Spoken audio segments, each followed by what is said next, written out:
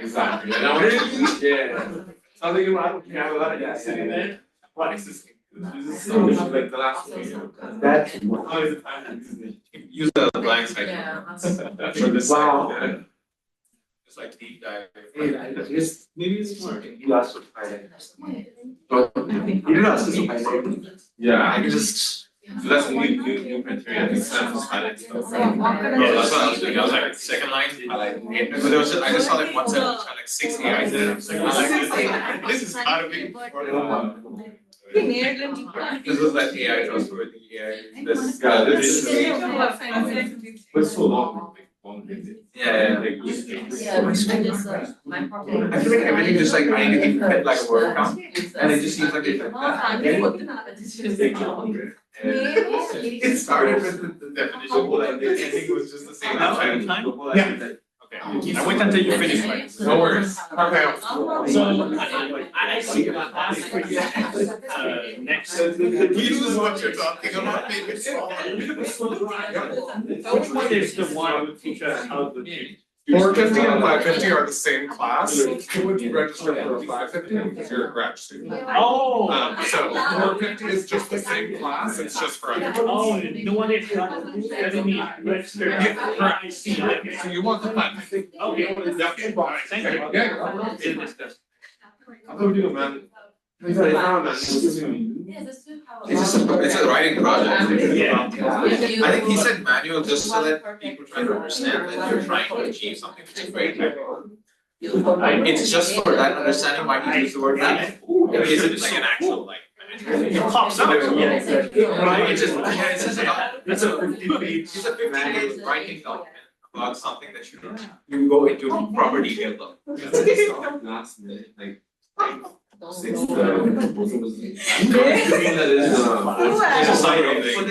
dude, like I think that's what you wanted to do, us to do in class. That's what you started, right? You didn't get to everyone. I used to say you said no. I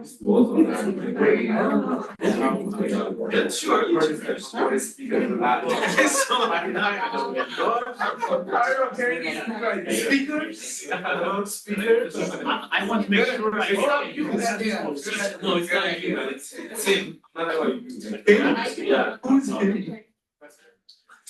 Sorry, a follow-up quick question. Yes. So this will be that's correct. Okay, it's not. Yeah, so classes don't unlock. You still.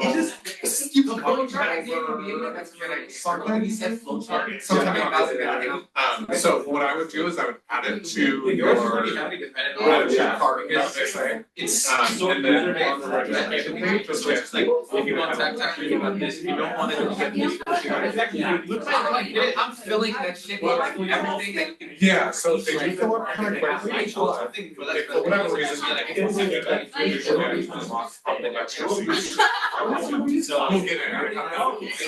thank you. So most of it is like. All right, really quickly, we've got a lot to cover today, so I want to go ahead and get started. You're not supposed to use it too long because it stresses your eye. So you have like usability tests, and then you have. All right, so let's go ahead and get started. I've got a lot to cover today. Really quickly, let's go. Thank you. I appreciate that you're all engaged and that you're having a good conversation. We have a lot of ground to cover today. Really quickly, is Khadijah? I think she's an online student. Online, yeah. Okay. Did anyone in this room benefit from Khadijah's help this weekend? Raise your hand. No? Did anyone benefit from another peer's help this weekend? Did any peer offer help this weekend? Perfect. Remind me your name again. Tarun. What was it? Earun. Khadijah and Taryn, you both got 10 points of extra credit. Here's the thing, you guys are all master students. Leverage each other. There's one of me, there's 80 of you. And there are some really, really great submissions in here. Okay? I want you all to use each other. You all are amazing students. Let me just pull up an example here really quick.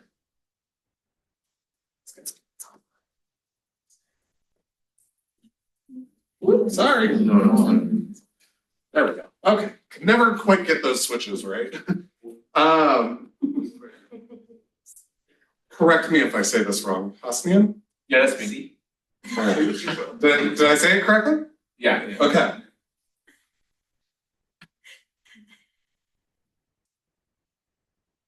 That's a badass freaking portrait, guys.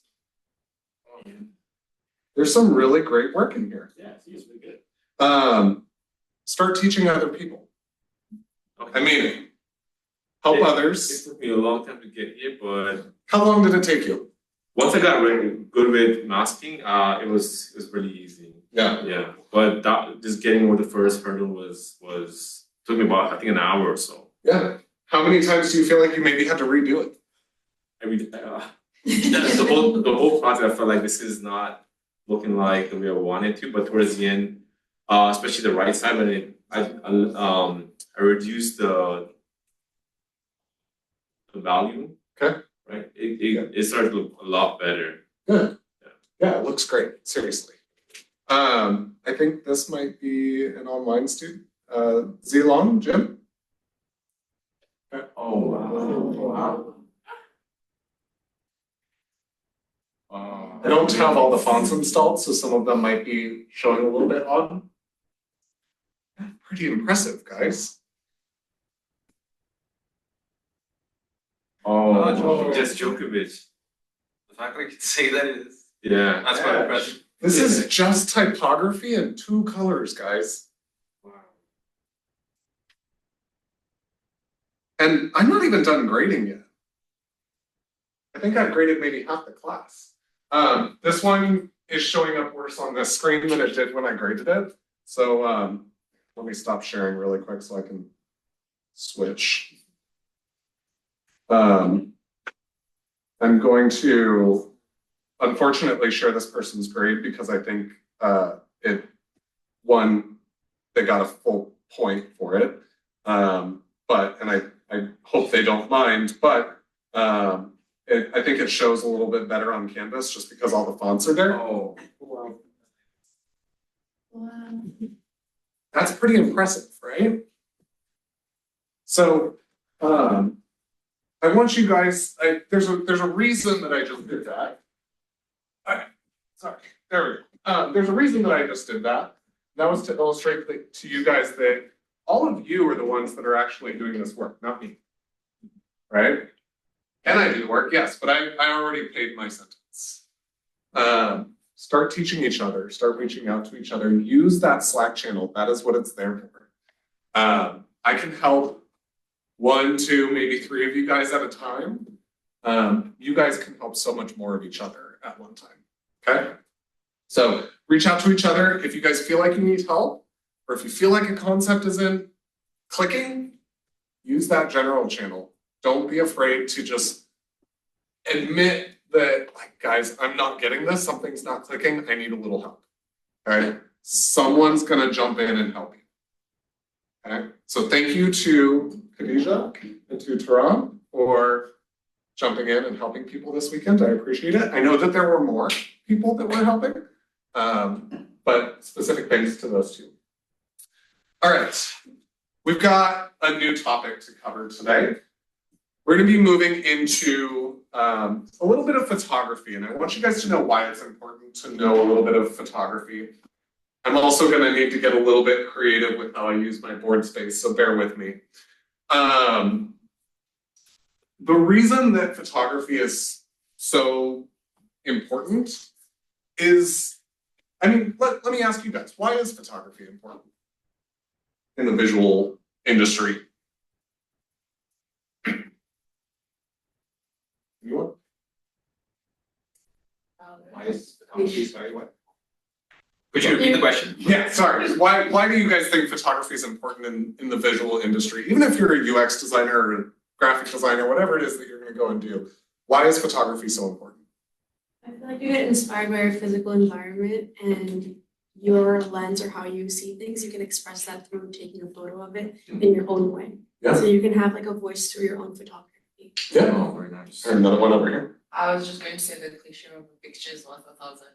I think that cliche is actually really potent. Yeah, just kind of going off for just like photos are just kind of like a way of communicating. Yeah, that's actually exactly where I'm going, is you can communicate an idea so much faster with an image, right? I think I mentioned in the history of design lecture that we did at the beginning of the semester, which does that feel like a year ago now? I think I mentioned in that lecture that photography really changed the way that the world worked, right? You can now document exactly the way that something looked. You didn't need to rely on an artist's interpretation of the way that it looked. So there's a few key elements that go into photography. And I'm going to go a little bit further than what you probably need to know to get this lab done today. The lab is really, really simple. I want you guys to find an object. A sphere tends to be a nice object, something round, because then you can really see the value that you're working with. Have you guys noticed a theme? I was a little ambiguous about the value term when we went over it in the elements and principles, but we've gone so deep into it in some of the exercises. It's a little bit intentional. So I'm going to go a little bit further than what you need. You guys aren't necessarily going to need to know the things that I'm talking about today to do it, because you can just do this project on your phones, okay? I do also, though, want to get to a point where I can show you guys how to reduce image sizes, because that was a little bit of an issue with Canvas last time, was getting the image sizes uploaded. So we got a lot to cover today. Also, I brought show and tell.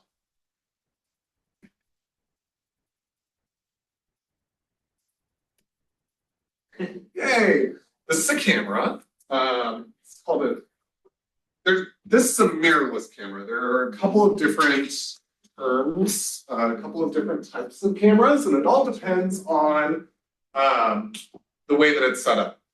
Prior to mirrorless, we had what is called and just quick recap, this is probably the closest thing on a professional scale to what is in your phones.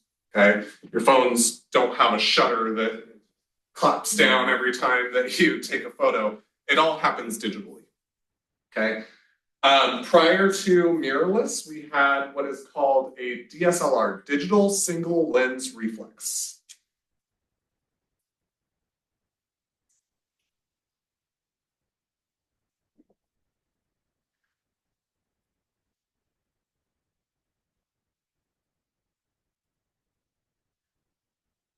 DSLR. Yeah, I got that right. Okay.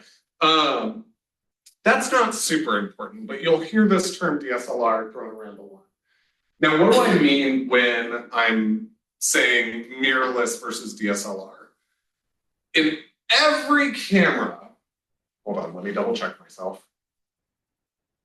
Yeah, I can pretty confidently say every camera prior to mirrorless, the construction of the camera box included a mirror of some kind, with the exception of something like a pinhole camera. So just to a little bit of black here. There we go. Okay. I'll just do it over here. Prior to mirrorless, you have, sorry, trying to think about how I want to do this.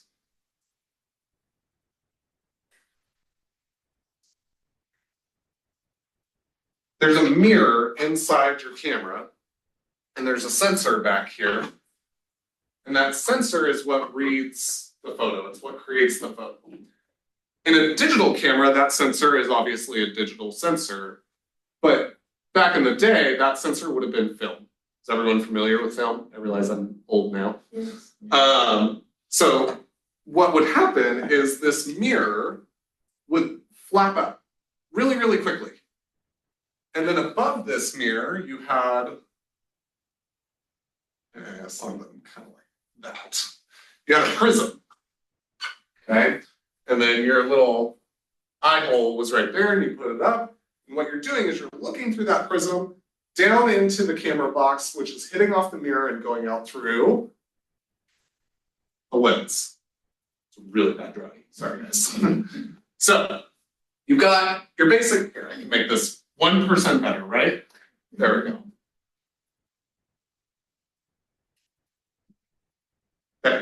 Better? Okay. So then that film or that sensor would record the image. And voila, you have a photo. Okay? So that mirror is moving up, and behind the mirror, you also have a shutter, which is a series of curtains. Okay? Has anyone ever looked at a photo or even a video and it kind of looks like the image is tilted sideways a little bit?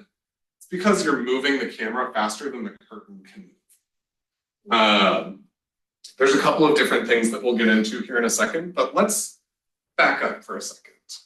Let's just look at the word photography for a bit, or photograph. We're sort of breaking it down into Latin, I think. Don't quote me on that. But if we look at the root words there, photo meaning what?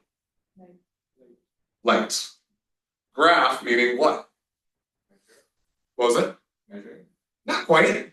Close. Drawing. Right? Graph to draw. So literally, what does that translate to? Light drawing. Right? And that's literally what you're doing with a photo. You are drawing with light. So, from there, three things go into, I don't want to use the word composing. Three things go into creating a photograph.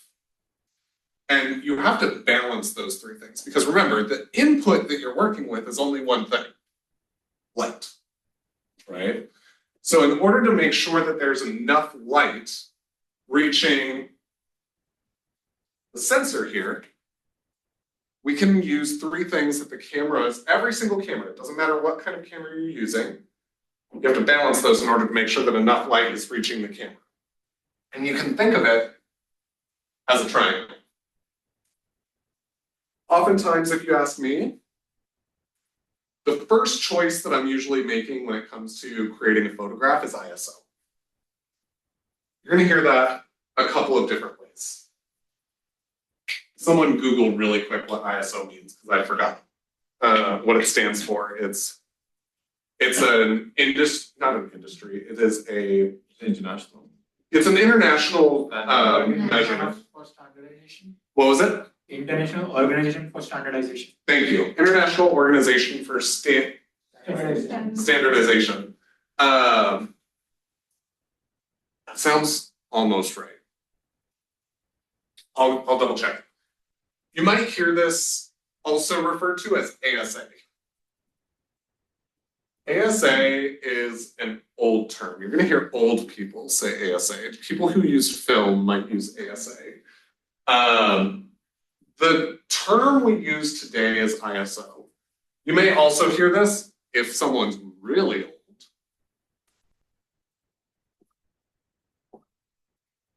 Film speed.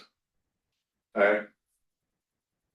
This is a shit term. Don't use film speed, and you'll see why in a second.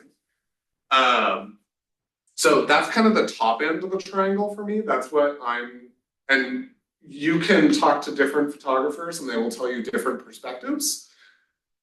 That's the first thing that I'm usually considering. And the reason that I consider ISO first is, has anyone ever seen a photo and it looks kind of grainy or noisy? Get a lot of artifacts within the image. That's often controlled by the ISO.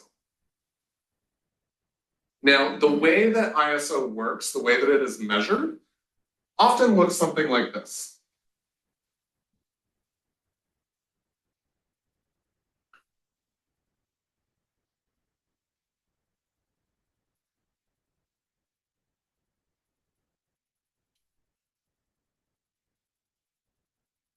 Yay, math. What's happening there based on what you can see? It's doubling. It's doubling each time, right? There are steps in between, particularly on more modern digital cameras. But back when we were working with film, these were kind of your standard, these are what are called whole stops. Stops of light can get really complicated, but I'll have an easy summary in a minute.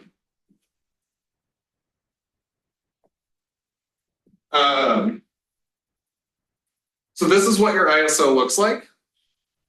The next thing that I usually choose to balance is what is called the aperture. I'm gonna spell this wrong. Someone spell check me. It might be on. Right. All right, okay, thank you. I went to design school. Aperture is a small hole usually inside the lens. Not usually.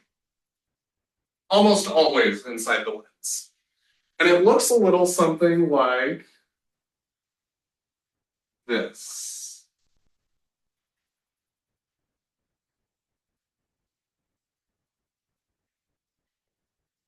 Remember, I'm a designer, not an artist, but that's pretty close. I'm sorry? Yeah. It kind of looks like a donut, but basically what's happening is you have, it's often going to be illustrated as a hole. And what I mean by a hole is like just a little pinned up, okay? Get to you in a second. It's really a series of blades that are coming together. And those blades are overlapping and they get smaller and smaller. So again, what are we working with here? Light. So if my hole is a little bit smaller, what's happening? Light is reduced. The light is reduced. The amount of light that can hit the sensor is reduced, right? If my hole is larger, what's happening there? More light. So let's translate that a little bit. If my aperture is smaller, my sensor is not going to be able to record as much light. If my aperture is larger, my sensor will be able to record more light. Okay? Now let me break your brains.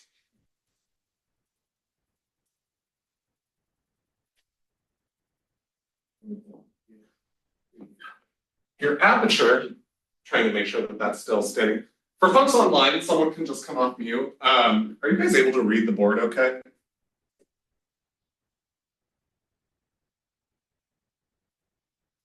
Oh, good. Professor Storm is there. Professor Storm, are you guys able to? Okay, I'm seeing yes. Awesome. Yeah, sorry. You're good. I just wanted to make sure you guys could see the board okay. Find my button. No worries. Aperture is, I mentioned that the smaller your aperture is, the less light that's coming in, the larger it is, the more light that's coming in. When you're looking at it from a measurement perspective, it's completely backwards. So, aperture is measured in what are called Fs. F numbers, you might also hear the term F stops. Okay? Let me write that somewhere. Again, we'll get to the term stop in a minute. So an F number and an F stop are two different things, but for right now I'm going to use the term F stop. You'll see aperture readings look like this.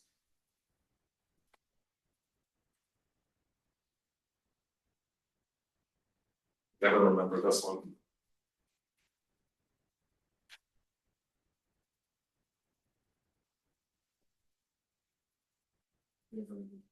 Or I think the next one's 1.8.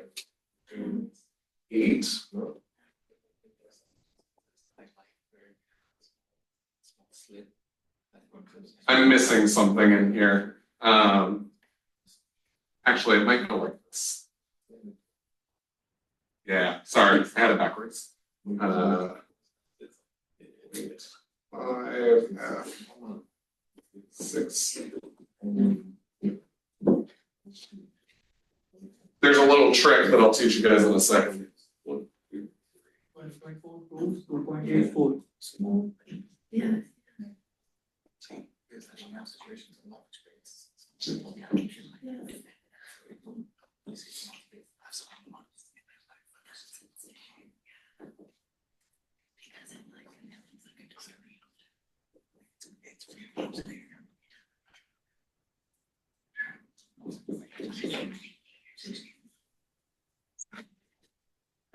Okay, sorry. That one's always fun to remember. That's sort of what your aperture is going to look like. 1.4, 2.8, 4.0, 5.6, 8, 11, 16. Okay? That's a little different. It's not actually going up double anymore. So, there's a little bit of a trick if you're ever using a DSLR or a mirrorless camera. You can control each of these things individually. You're not going to be able to control these most likely on your phone unless you have like a really nice phone. So There's a That's couple of what was that? apps. There's a couple of apps that actually allow you to control your aperture, shutter speed, and ISO motion. One of them. Use that for stop motion. Very nice, thank you. Yeah, so what was said there is that there's a couple of apps that will allow you to adjust your settings for your camera on your phone. Sometimes it does depend on the phone that you're using. And even like some of the new iPhone Pros will allow you to adjust them. So it is changing a little bit, but the trick is that on a DSLR or a mirrorless camera, you have these wheels in the front and the back. Usually the front one controls your aperture, the back one controls your shutter speed. Sometimes you can change it. If you do 3 clicks, 1, 2, 3, that's usually a full stop. Anything in between is what would be considered a third or a half stop, just depending on the camera. Usually it's a third because that's 1, 2, 3, right? Yeah. Oh, I just wonder, like, you can show like your aperture rate in the camera. Not on a DSLR or not on the mirrorless. Oh, Because, well, I don't think so. because Yeah. on my camera, if I turn the aperture, it will actually turn it. One of these days, I would like to bring in an old film lens because that you can see. And then You can actually adapt old film lenses on mirrorless. what was that? For the person online, what was that? You can actually adapt old SLR lenses onto mirrorless because of the flange distance. So Yep. you can use vintage lenses that are really good on mirrorless glass, and it actually allows you to control the aperture from there and even declick it for use of video. Yes, you can. That gets a little advanced, but yes. So a lot of these cameras you can change out the lenses on. So that gets a little bit more advanced than you guys need to go, but yeah, that's also an option. So you're covering like the 3 click. I was kind of confused about that. Yeah, no worries. It's so. Let me get to stops and I'll go into it a little bit more. So you have ISO, you have aperture, and then the last thing that you can control. Anyone want to guess? There you go. All right.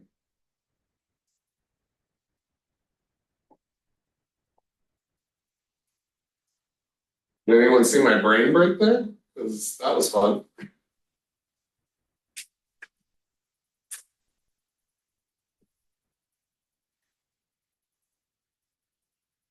We're getting a little condensed over here, so I apologize.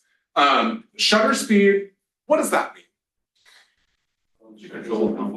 How long the shutter is open for. So let's use one word to define that. Time, right? The amount of time. So oftentimes these sensitivities within the ISO are actually really quite sensitive. Does anyone know what a darkroom is still? Yes. Okay, good. Woo! Yay! You're not there. Good. Yeah, Now, a darkroom is a little bit different. Darkroom is where you're actually developing the photos, not actually opening the photos. If you were to open the film canister in a darkroom, it would still overexpose in a matter of milliseconds. Okay? So you have to, if you're ever working with a real roll of film, you have to do it in complete darkness. Even if there's like a crack under the door with light coming out of it. That's enough to just blow out your entire roll of film. Despite how non-light sensitive film might seem in the camera, or your sensor might seem in the camera, it is actually quite sensitive. Fun fact, Kodak, back in the late 30s, early 40s, something like that, actually it probably would have been the late 40s, they knew about the Manhattan Project because they had a film factory based in New York that was close enough to where they were manufacturing the uranium, I think, nearby Chicago, and the radiation from the uranium was overexposing their film in their factories. And so the government had to go back and basically they had to silence Kodak a little bit. So that's a shutter speed. We're working with time here. These are like fractions of milliseconds, typically. You can slow them down to several seconds though. So oftentimes the upper end you will never end up using, but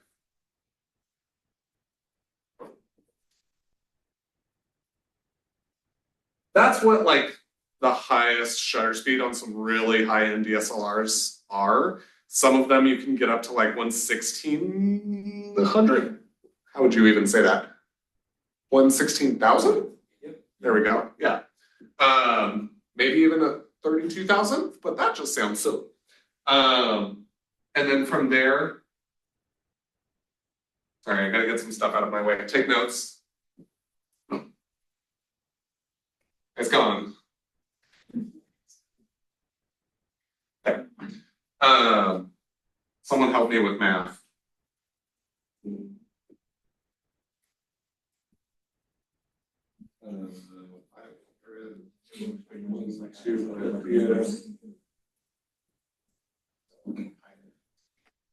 There we go, something like that, okay?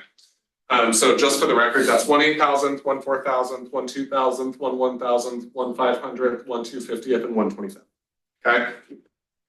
Now, as I mentioned, there are stops in between there are thirds between each of these typically.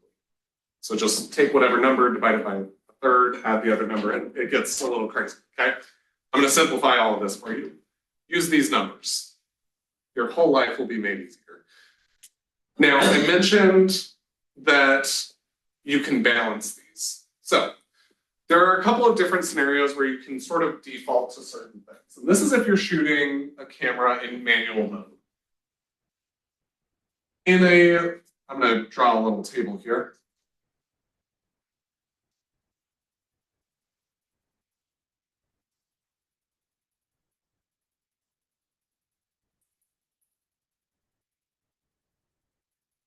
If it's bright and sunny outside, that's a sun. There's a pretty good combination of these things that you can almost always default to. I mentioned that I always like to start with my ISO. You can almost always default to an ISO of 100 or 200. Why is that? It's already bright. You don't need as much sensitivity. So I might have mentioned this, but as you go down here, the more sensitive the ISO becomes, the more sensitive the film or the sensor becomes, okay? Here, it's the opposite. The further up you go, the more light is coming in, right? Here, it's opposite again. The longer the amount of time, the more sensitive, okay? Any questions so far? Okay, so outdoors, bright and sunny day, less sensitive ISO, you're good. You can also, let's say we're taking a photo of a landscape, even a person would be fine. Your aperture, you can usually stick between somewhere f8 and f11. Okay? Yeah. Would this be dependent on what you're trying to photograph though? It is dependent on what you're trying to photograph. Going for like good starting points and then you can adjust from there. Shutter speed. It's bright outside. So do I want to have more light or less light? Less light. So you can usually stick somewhere in between like 1/500th to 1/250th. Okay? There. That said, if you're taking photos on your phone, you don't have to worry about much of any of this, unless you want to control it really precisely. Okay? If you're using one of these, you got to know what the hell you're doing up here. Okay? Cloudy day. What the hell? Bad cloud, whatever. Cloudy day, you have what? What was that? Your ISO would be like 800. Yeah, so if it's a cloudy day outside, you're working with less light, right? So you're probably going to want to bump your ISO to something like 500. I would say closer to like, depending on how cloudy, anywhere from like 200 to maybe 400, right? Your aperture, depending on where you land with your ISO, you're probably going to end up working with an aperture somewhere in the range of like f4 to f8 maybe, 5.6 potentially, one sec. And then your shutter speed, you might have to slow this down a little. You might have to go, this goes, on most cameras, you can get up to 30 seconds. Okay? And again, it just goes in half points for the most part. So your shutter speed, typically, if you're trying to capture motion, or even just not make someone blurry, you kind of want to be above 1/125th of a second. Okay. You can usually eke it down a little bit to like 1/60th of a second, maybe even 1/50th. But that person's got to be real still. Okay? It's also gonna depend on the lens you have. Usually Yes, you want to stay twice the focal length you have. Yes, that's correct. There's a couple of good tips that you have. So focal length, we haven't quite talked about that yet. That's how far you're zoomed in, right? Typically those focal lengths go in millimeters. 14 millimeters would be wide. 50 millimeters standard. Really 14, hang on, let me do this a little better. Running out of space. Standard. So wide is anywhere, I'm gonna break this out a little bit smaller.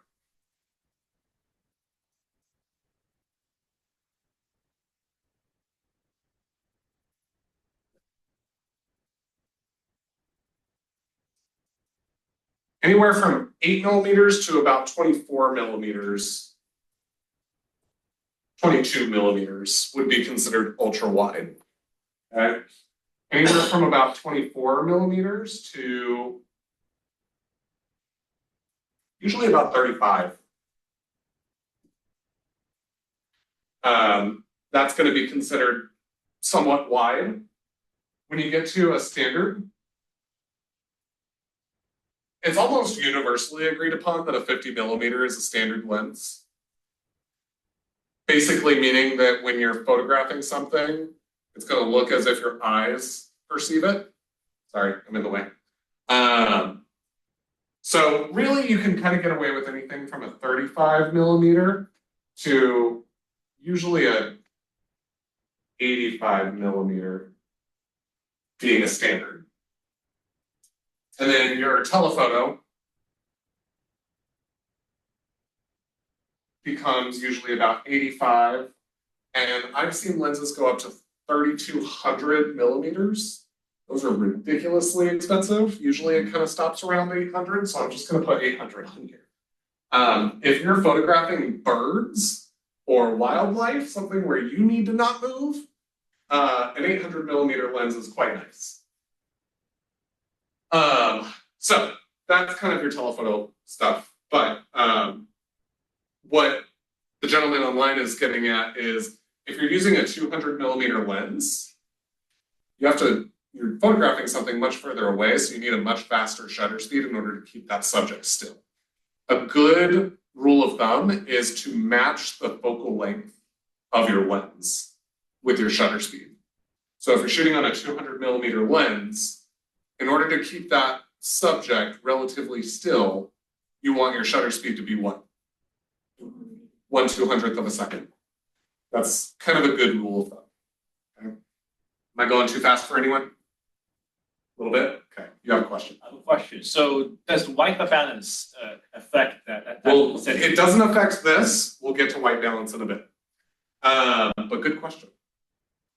You mentioned I'm going a little too fast. How can I catch up? I'm trying to understand like the Yeah. focal length and the one you just mentioned as well. White balance? Yeah. Don't worry about it. Sorry. Oh, The focal length and the shutter speed? shutter speed. Okay, so But the way you said if you're photographing birds. yeah, so if you're photographing birds, the millimeters thing, you just kind of gotta get familiar with it. But for example, right here on the lens, do you see there's like a 24, 28, 35, 50, 70? So 24 would be what? Yeah. Pretty wide, right? 70 being what? Somewhat standard, okay? So that's this lens. If I were to come over here,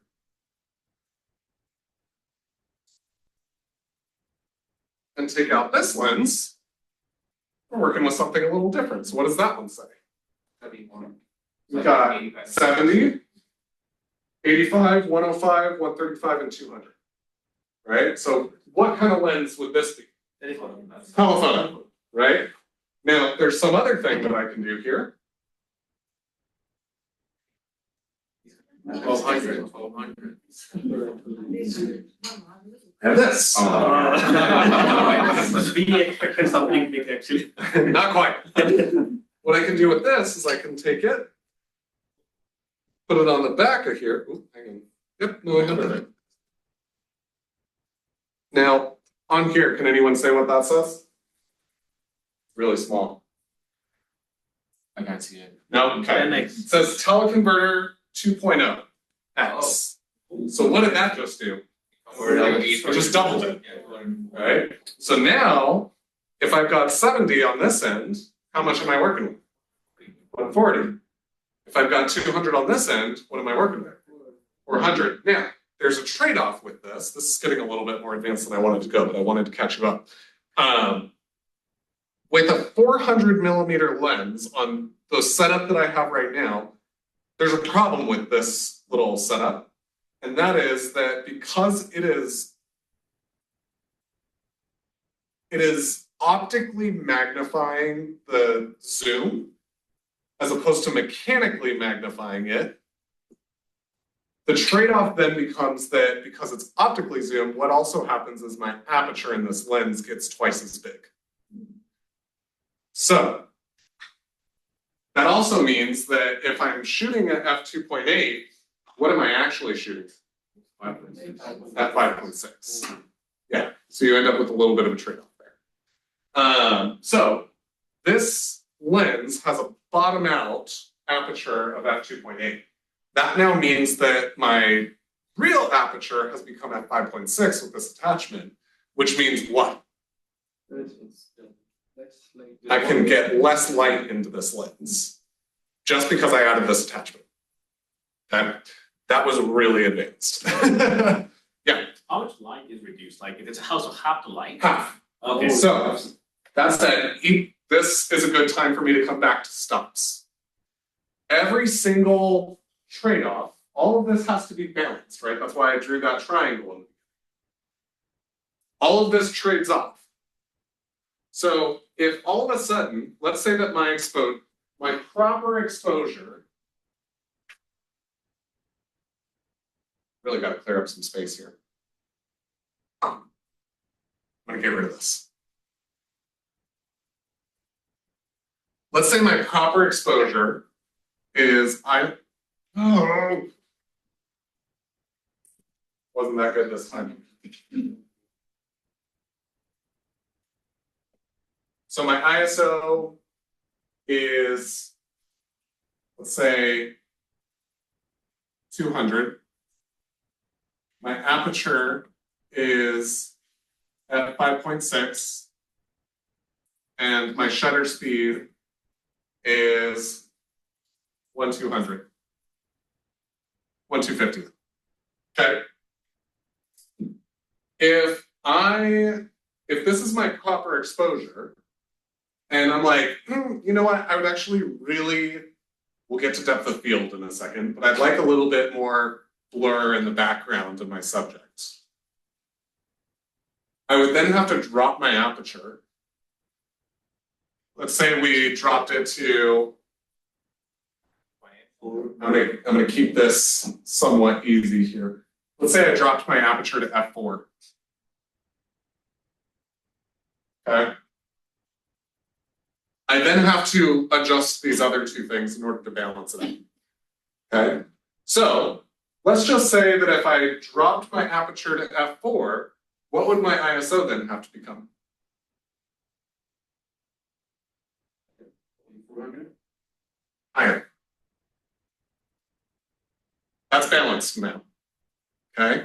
Now let's say that I was like, ooh, I don't want any more noise in the photo. I don't want any more grain in the photo. What would I do instead? Reduce ISO to reduce it. Reduce the ISO? Yeah. Okay, so let's say that my ISO just stays at 200. Right? Because I don't want any more grain. I don't necessarily need less. I just don't want any more. So my ISO stays the same now. Then what has to happen? Shutter speed. Yeah. Shutter speed. What happens to the shutter speed? Reduce. You have to reduce it. Okay? So then what would I reduce it to? Oh, 1.2. Everyone's doing a little math. This becomes so much easier when you're doing it. Okay? You just have to get comfortable with it and it figures itself out. Yeah. Sorry, can you explain ISO again? Yeah, absolutely. So ISO is the sensitivity of your sensor or the film that you're using. Okay? Aperture is the hole in your lens that allows light to come through the lens. Shutter speed is the amount of time that you are exposing the sensor or the film for. So the longer you expose it, the more light. The longer that you expose it, the more light that is affected. That also means that the longer that you're exposing something, the longer that someone has to hold still. Has anyone seen one of those old-time photos where everyone looks like this?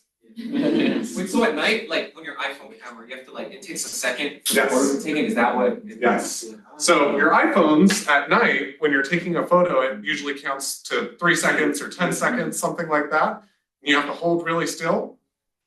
That's because it's taking a photo. Now, iPhones have done something really cool where if you are just hand holding it, what it's going to do is it's going to look at the average of all of those and it's going to try to align them. And it's going to try to make the most stable image it possibly can. It's really cool what they've done.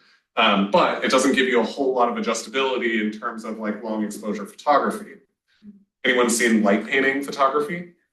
It's really cool. You have to like set your camera very still on a tripod, and then you go out with like steel wool or a flashlight or a glow stick, something like that, and you can like dance with it, and yeah, it turns into a bunch of light sources. Okay. Now, I mentioned stops. I've already written out what are called standard stops. These are called full stops, actually, not standard stops. And each of these balance each other out. I didn't give you guys any of the third stops because that's just a lot. And when I'm shooting, it's so much easier for me to know. I mentioned the 3 clicks on the wheel. If I'm out shooting and I'm like, oh, I want to do this, where I need to, oh, you know what? I want a little bit more depth of field. I want to see out further. We'll talk about that in a second. I can then go in and say, oh, okay, I need a little bit more depth of field. I want to see further. Let me go to F8. Or let me go from F8 to F16, right? So now that I'm at F16, it's much smaller, right? So then what do I have to do? I have to go and, all right, let me bump up my ISO to stops. 1, 2, 3, 4, 5, 6. That's 2 stops. Okay? Let me show you. So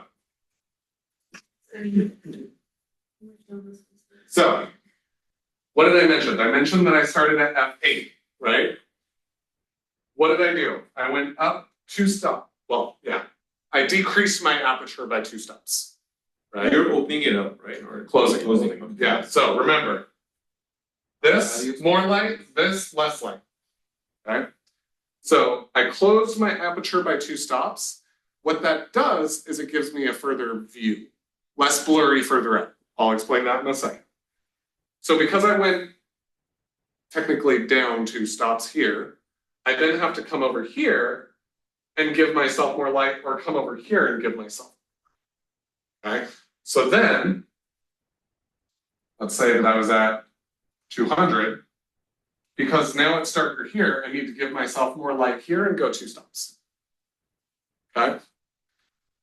The reason I mentioned 3 is in between each of these, there's usually 2 extra stops, or 2 extra segments. So, just to paint a picture for you guys, take a look. Let's do shutter speed, that's going to be easiest, we'll go up.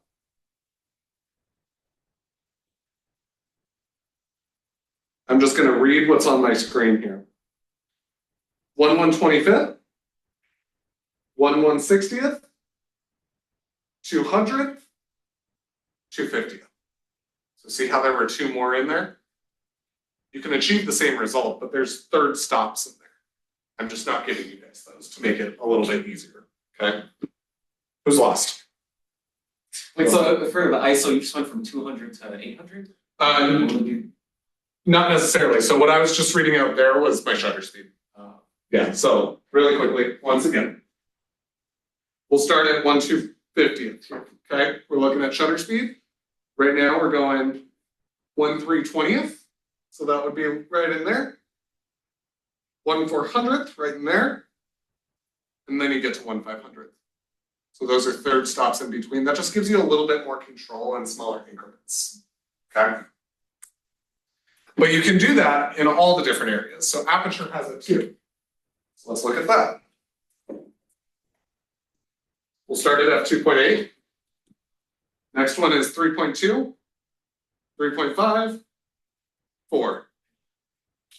4.5, 5, then what?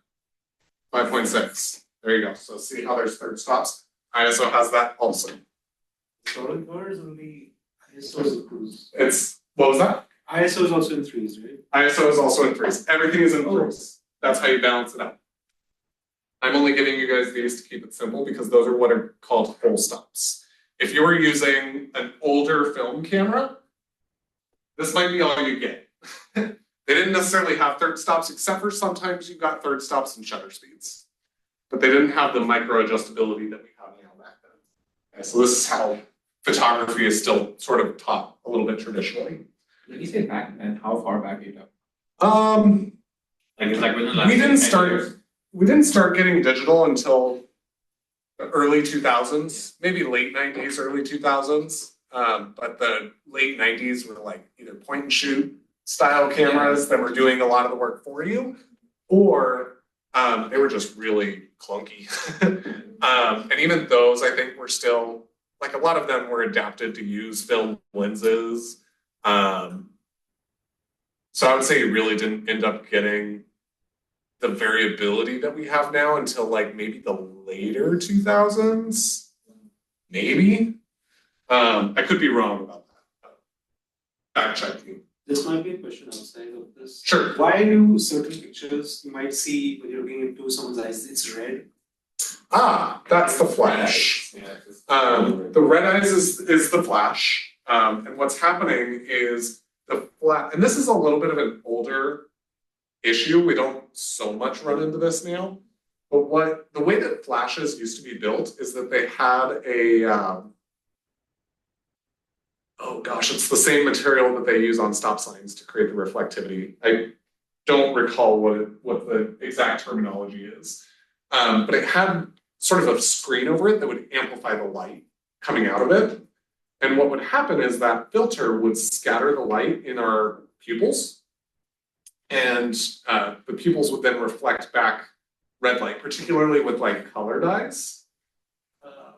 And that's how you got that.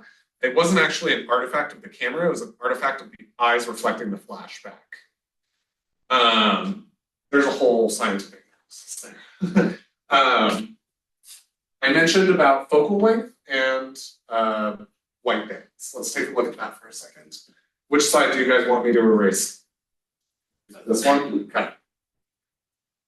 It's online, it says that it's because it reflects off the lens that you have in your eyes. Yeah. That, Not necessarily the pupil, but the pupil is the part yeah, that, it's the choroid, the back which is like written blood vessels, which is Yeah. right. and the effect that it usually has is usually isolated to like your pupil and your Yeah. Iris. Thank you. Yes. If you're taking like a photo with flash of your cat, you can see the Uh-huh. reflection a Yeah. lot more. And I think that's because usually their eyes have a little bit more of that reflectivity. Okay, so focal length.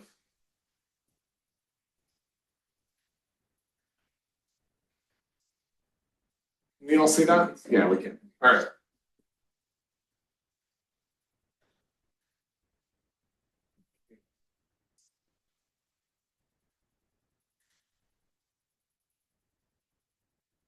Pretty good at that, huh?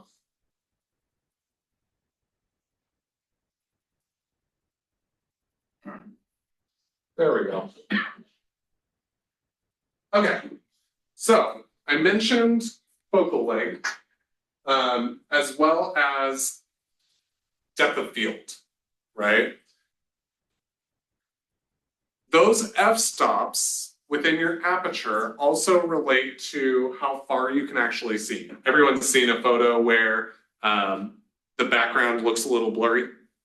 Yeah, that is controlled by your aperture, okay? So, again, allow me a second to break your brains.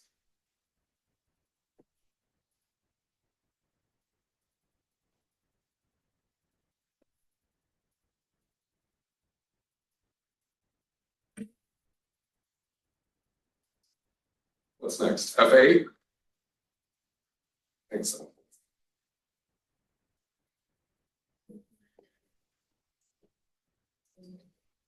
Okay, so there's our apertures written out again. Contrary to how this works with light, the wider open your aperture is, the less depth of field you get. Okay, so if you're at 1.4, you're going to have a very, very narrow plane of view. Okay, if you are at f2.8, actually, I'm going to do this in double stops here.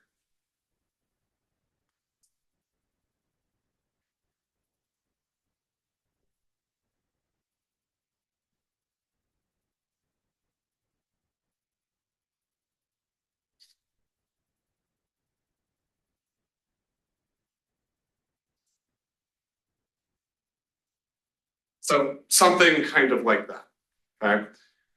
F1.4, you're only going to be able to see this much. It's very, very small. You can barely get a single eye in focus within f1.4. Now, there's some variables here, because it also depends on how far away you are from the subject, okay? If I'm with my camera, and do you mind if I borrow you? If I'm this close to my subject, f1.4 is only going to get this very small sliver of focus. But if I step back a bit, I'm going to get a little bit more. f1.4 is damn shallow, okay? You're still going to have a really hard time getting a whole lot in focus.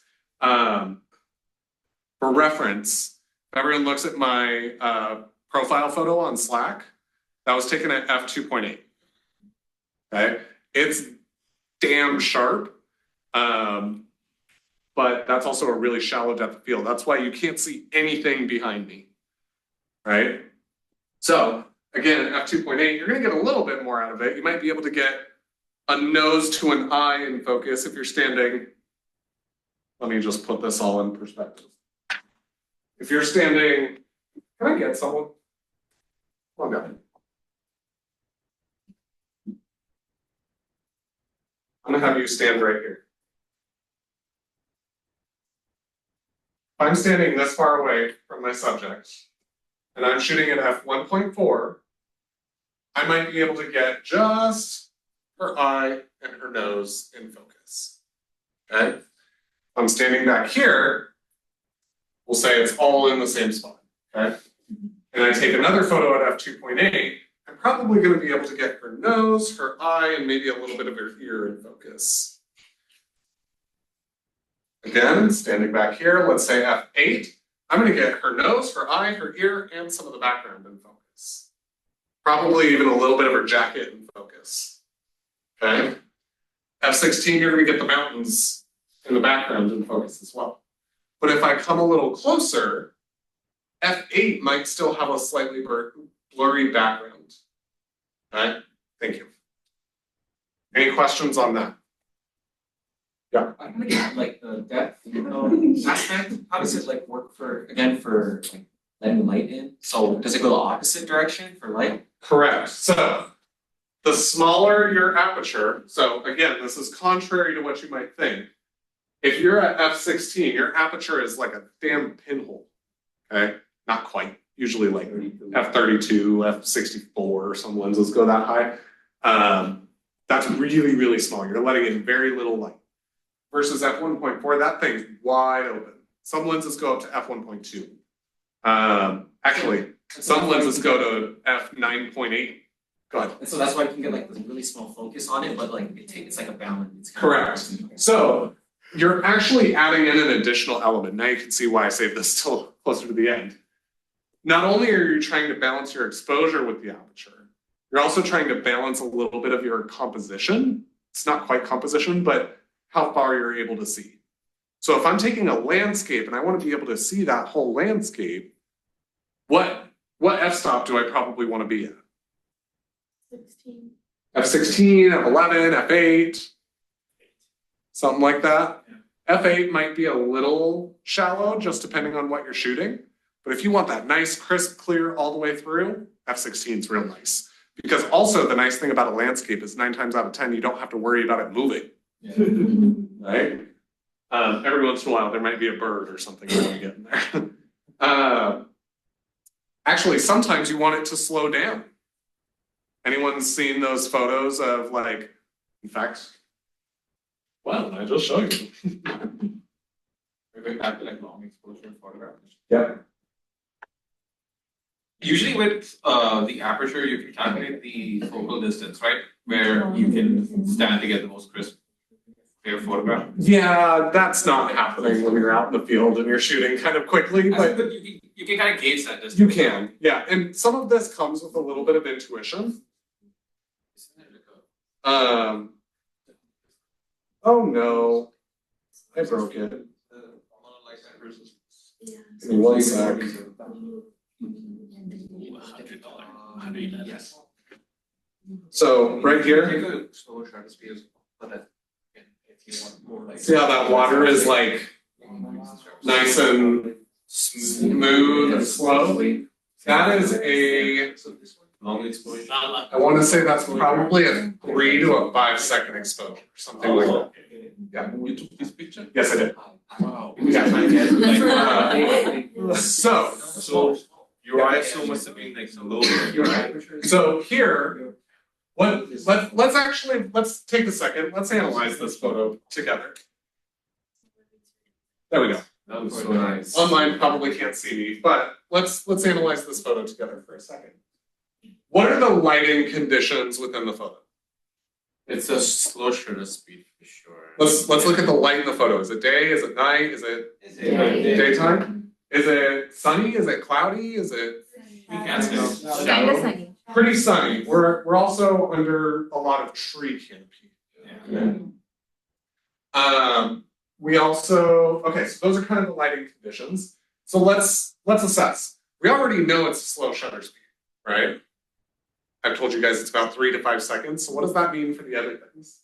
It's pretty in focus. You can see everything from this log clear back to the ferns. That's all in focus. It's a little compressed on the screen here because the projector sucks. And also we're viewing it on a website. So what aperture would you assume I'm working with? 11, 16. Something like f11, f16. I want to say that's about right. I'm usually probably at like anywhere from f9 to usually like f14, maybe sometimes up to 16. There's a little bit of a weird thing when you start going over f11, f16, you start getting what's called diffraction. I'm not going there. That's a whole nother, lecture. So then that said, what would my aperture, or I'm sorry, we already did aperture. What would my ISO probably be? Low. Pretty low, right? Why would it be pretty low? Because it's sunny. It's a lot of light. There's a lot of light. There's already a lot of light, right? We're working at f16, which is reducing the amount of light, but we also have like a 3 to 5 second shutter speed. That's a lot of light. So working, I would imagine I'm probably, just with the tree canopy, I'm probably anywhere from like ISO 200 to 400, something like that. It's a pretty low aperture, okay? Any questions on that? Do we want to explore another image kind of like this? All right. How am I doing on time, someone? 2:30. 2:30. We're out of here at 3, right? 2:45. 2:45? Okay.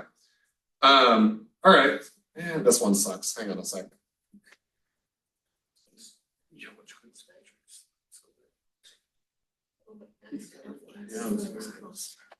Find a better example. All right, this one's a little trickier. There we go. All right, so what are the lighting conditions here? It's, I mean, you don't have that much light though, I don't have that much light. because of the canopies. Right, so the tree is kind of the tree canopy is kind of making this photo a little bit darker, right? So let's actually approach it from the other end. Last time we started with my shutter speed. I say that I usually start with my ISO. Why would you think that I usually start with my ISO? Oh, hang on a As second. you said, start with the ISO. At the beginning of the lecture. Okay, sorry. I wanted to make sure that online could see it. What was that? I missed the joke. You started the lecture with saying that you start with ISO. Always start with ISO. Correct. So I always start with ISO. So what ISO might I be at? It's gonna be like 400. 400 to 800? Knowing me, what else factors in with the ISO? Noise and grain. Noise, yeah. Right? So I sell these things. I want to make sure that my photos are crisp and clear. So I want to push my ISO as low as I can possibly go. Nothing in that photo is moving, right? So I'm actually gonna, knowing me, and this is in Hawaii, so I'm trying to get a lot of photos in a very small amount of time, but I'm trying to make sure that they're good photos. So I'm pushing this ISO as low as I can probably get it. Probably anywhere between ISO 32, 50, 100, something like that. Okay, so I'm below the scale that I showed you guys. So knowing that, what are the other factors that I'm working with? How's the depth of field? Oh, yeah. Seeing F16. I'm probably shooting at f. 11 or 16. Yeah, I'm usually at a pretty high f-stop, so probably f11. And then my shutter speed, Slow. pretty darn slow. I might be sitting here for several seconds. Okay. But you have to have a high shutter, I mean, a slow shutter speed just because of your ISO being that low, right? Correct. Yep. So let's go check our work, shall we?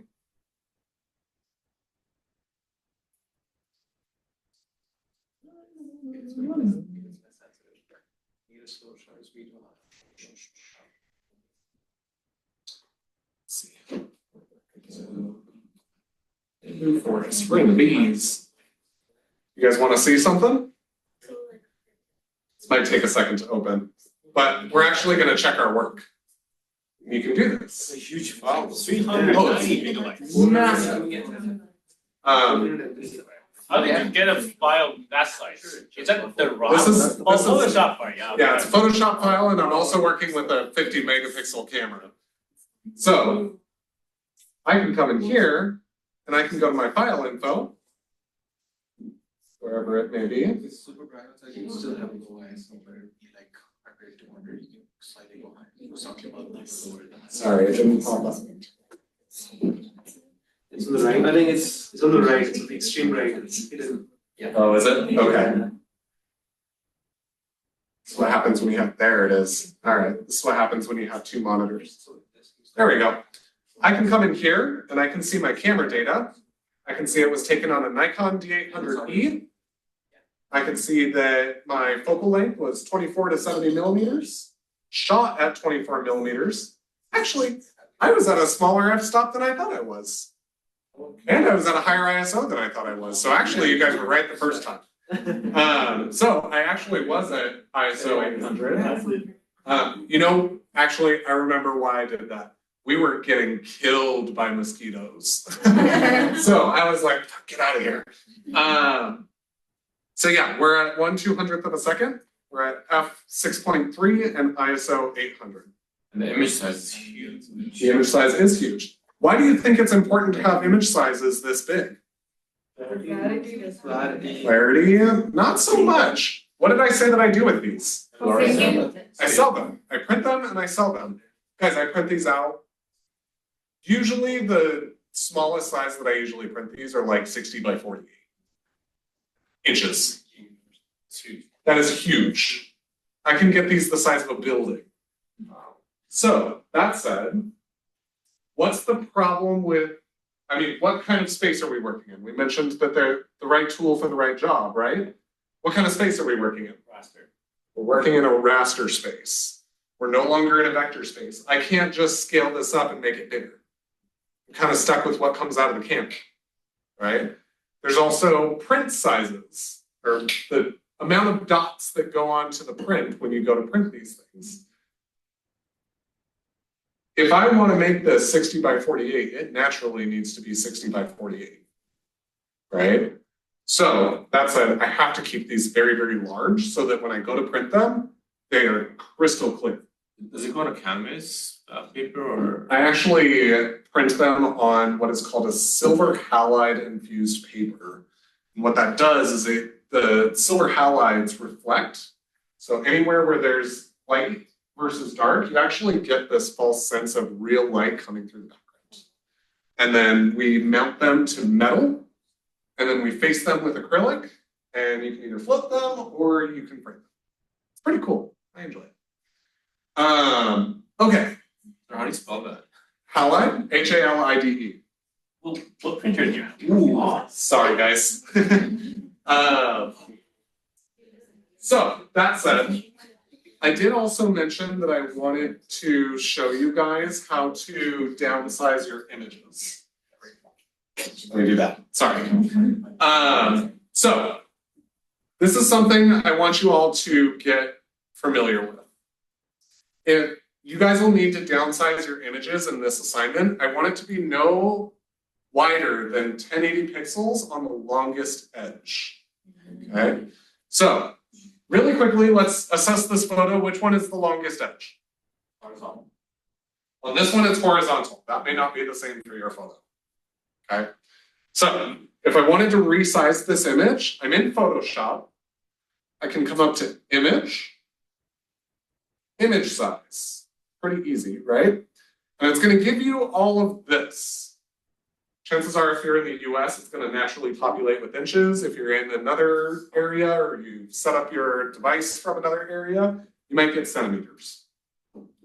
Change it to pixels. Okay? Now, here, another way to double check that you have the longest edge. Which one's the longest edge? The width. So what I can do is I can set that width to 1080. Okay? Before I even do that, I want to show you guys something. Down here is this resample button. And it has a checkbox. Let's look what happens when I hit that checkbox. What's happening? Now you control the resolution as well. It's locking the resolution to the width and the height. You don't want this. Uncheck it. I'm sorry, make sure that it is checked. Make sure that it is checked. If you uncheck it and just change it to 1080, I want to see what the image size. Yeah, absolutely. Hang on. Uncheck. Pixels. Oh, what's happening there? It's not even going to let you use pixels if you're resampling. Okay. So make sure that sample is checked. There's a reason I do these things sometimes. All right, pixels. 1080. Hit OK. It looks a little tiny. That's all you need. Okay. And when you go to export your image, you can go to File. Don't go to Save As. You could do Export, but I'm going to have you guys do it a little bit differently. I'm going to have you go to Export, Save for Web. Okay. What this is going to do is it's going to make your image a little bit more compressed. That way, when you upload it to the internet, it goes faster. Yeah. What if I just make the new document in the size and I just drag the raw file inside? That is going to take you a lot longer because I'm going to show you a shortcut. You guys have to stop thinking about working on one thing at a time. How do you make money in this industry? Time. Time is money. Let me finish this and then I'll show you guys that. Up here, you do need to change this sometimes. It just depends. Make sure that you just choose JPEG high. Okay. So right here, you've got this present. Make sure you have it chosen as JPEG high. You don't want a PNG. PNGs are big. Okay. Now you can go to save. You know, it just occurred to me that if you shared your screen, we could probably see that a little bit better. Oh, am I not sharing my screen? You are not sharing your screen. Uh-oh. How about now? You are still not sharing your screen. He says he was. That's what it I said. am sharing my screen. Okay, well, let me, oh. He is. He's sharing. Okay. I was like, I'm a little crazy, but I don't think I'm that crazy, Professor Storm. No, I'm the crazy one, sorry.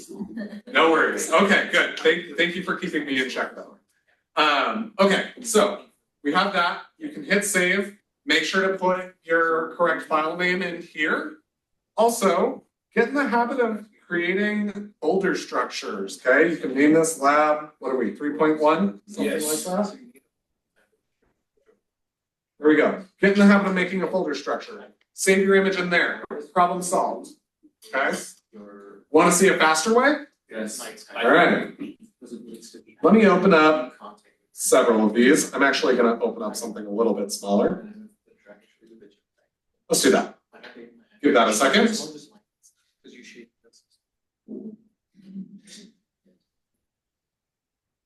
Okay. Nice. Now, I mentioned that you guys need to get in the habit of starting to think about your time as money. Okay? If I can save all of these with the longest edge at 1080 pixels in, let's say, a couple of seconds, would that amaze you? Yes. Okay. There is a little bit of setup, but it's very little. You can set up actions in Photoshop. This is going to get a little advanced. Everyone follow along. Window. Actions. Where did it go? Someone help me out here. Oh, here's the thing. Change. Essentials should work. Window. Oh, I actually turned it off. There we go. Okay, so my actions showed up down here. Yours might show up in a different spot. Remember, you can customize your workspace. I have a lot of actions. And you're going to have to build two, potentially, just depending on if you... Here's my shortcut. Take all of your images in one orientation. If you do one photo vertical, leave all of them vertical. Okay? That'll make it faster.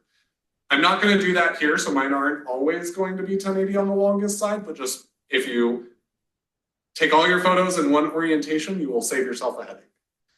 I can create a new action. Down here, there's a little plus button. I just made a demo folder there for a second. I'll hit the plus button and I'll say resize to 1080 pixel. We'll say vertical. Okay. Notice down here, there's a little red button. Everyone see the little red button? Okay. That little red button means it's recording. Okay. It's not recording your screen or anything, it's just recording every single step you take. Okay? So if you do something and that something is an oopsie, it's gonna record that oopsie. So you have to then go and redo it. Okay? Then I can follow the same steps. I can go to image, image size, 10, 80, okay. There it is. I can hit stop. And all I had to do was do that one. Okay? Then I can come up here to File, Scripts, Image Processor. That's gonna open this fancy window here. Make sure that you have Use Open Images selected. You'll want to make sure that all of your images are already opened in Photoshop. You can save it to a specific location. I'll save it in my Lab 3.1 folder. Down here, there's a little button that says Run Action. I'm going to check that. And down here, I'll select my resize to 1080 pixels, and I'll hit Run. Oh, nice. So if you will open it in Lightroom, and then you just have to select the photos and you just right click open in Photoshop, and then you just run that. Or can you do that directly in Lightroom? You could do it directly in Lightroom, but we're not there. I want to show you guys in Photoshop because you guys will probably use Photoshop a hell of a lot more than you'll use Lightroom. Okay? Where do you get the last, that image processor? So right here you go to File, Scripts, Image Processor, and then you can run your action and set all of that up in there. Now I can go to my little handy dandy folder that I made up, Lab 3.1. There's all my images. You're welcome. Any questions? All right. Oh, raise your eyes. How are we all feeling? Very good. All right. So I know I'm over time a little bit. Your guys' assignment is to photograph several different angles. You guys will probably want an independent light source. It can be a damn desk lamp for all I care. Okay? But you want to light your subject several different ways. All the instructions are in Canvas. You guys have questions? What do? Slack. To who? Our peers. Your peers are pretty incredible people, I think, as we saw today. Okay? Leverage them, use them. Have a wonderful day. I'll see you all in person. Have a great day online.